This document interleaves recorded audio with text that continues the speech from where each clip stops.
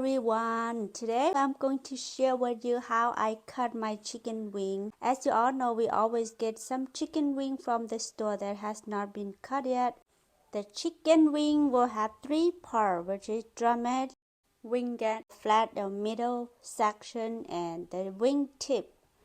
So here are how we're gonna cut it. I wash and rinse and then pat it dry with paper towel and get ready to be cut. In each part of the chicken wing, they will have a bone or a joint or a ridge in there.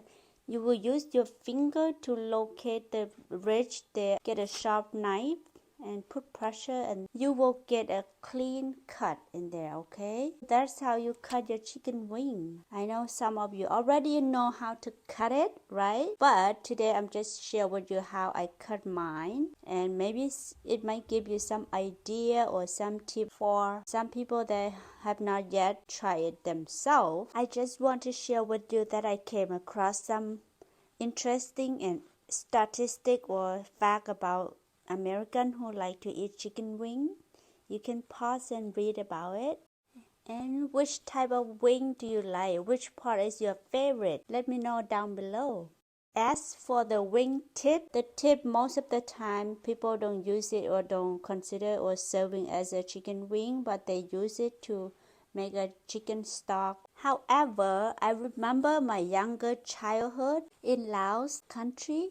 People always marinate and they barbecue it, sell it as a street food or on a festival, and people would buy them for a snack or over a drink with friends or family.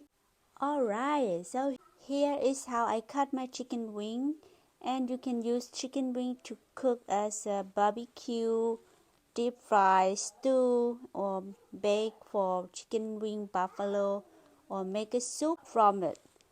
Stay tuned, I will make this honey chicken wing next. I will see you on in my next video. Bye!